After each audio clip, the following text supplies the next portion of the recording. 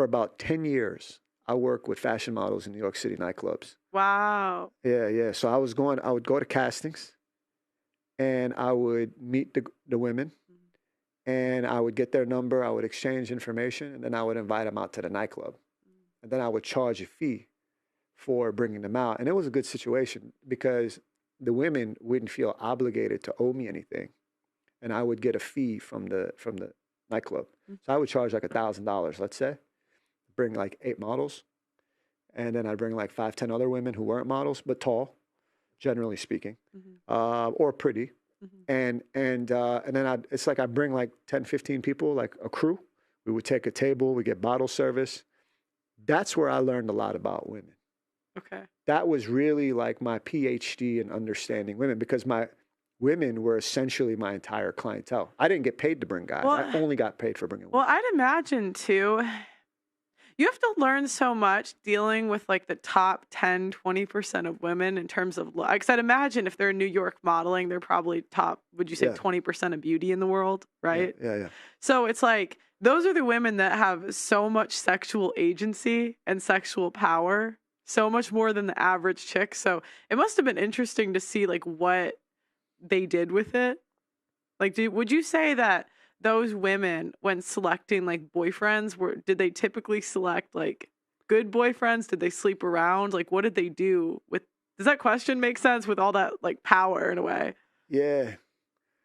I think a lot of men, and just for the record, you know, you could just so you know I'm not lying. Like you could go on New York Post, New York Daily News, and see that in around 2012, 2013, I had a Monday night party.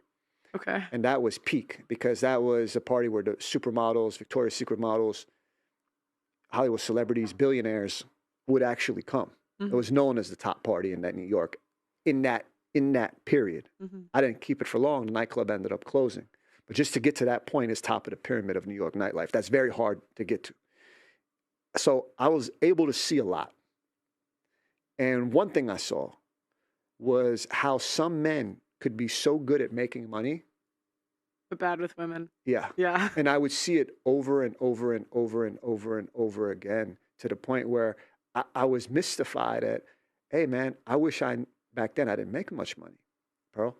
So I thought, how can this guy, and these are not necessarily all dorks. You know what I'm saying? Dorks. I don't like to call anybody a dork, but just a dorky character. Right. Okay. And he was very good at making money. And, he had the material items, but with the women, he was a complete idiot. Like it was like that part of his brain didn't work. It was sort of like a guy that's great with computers, but he doesn't have sales ability, or a guy who's great with sales, but he can't cook. He can't fix a tire if it goes flat.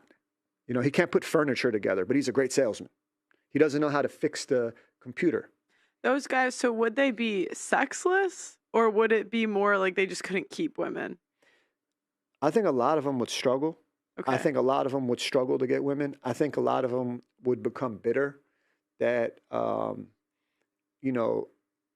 they would get played. And I think I think it's hard for a lot of these guys, to be honest, because I think that they face the most viciousness when they're out at New York City nightclubs. It's tough to get women.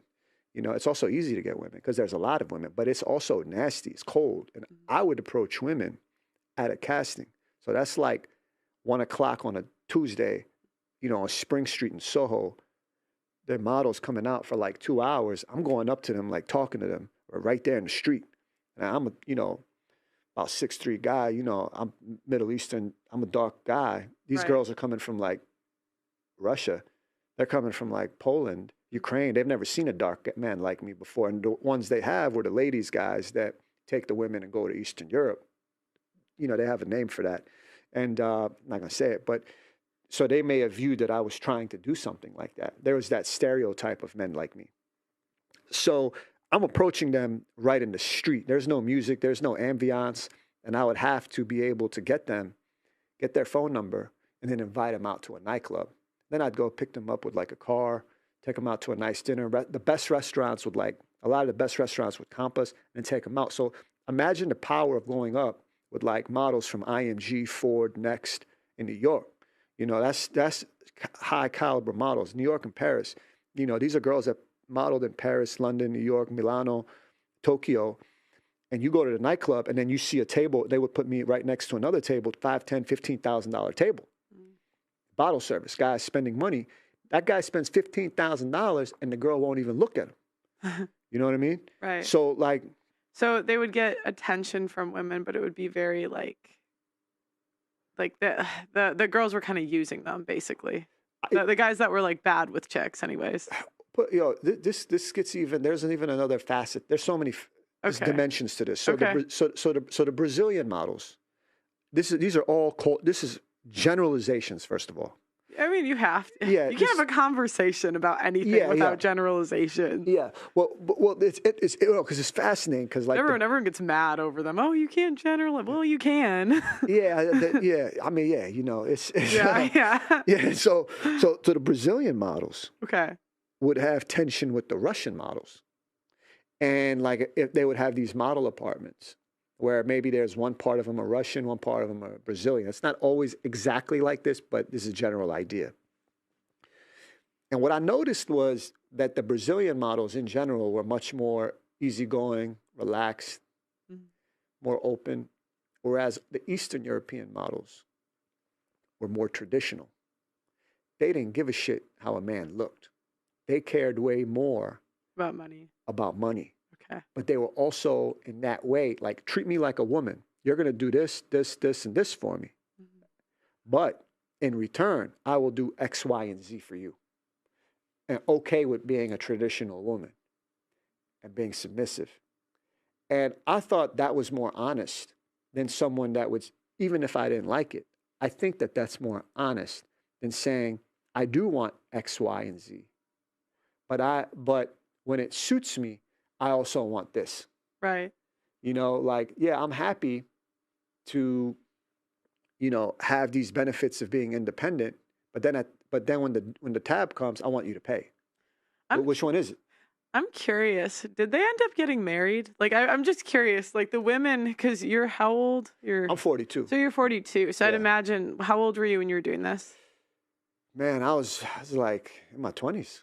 Early 30s. 20s. Okay, so now you can kind of see like what happened to them, like if it ended up good or bad. So I'm just curious, do women in the top 20% of beauty tend to get married, or do they waste their beauty?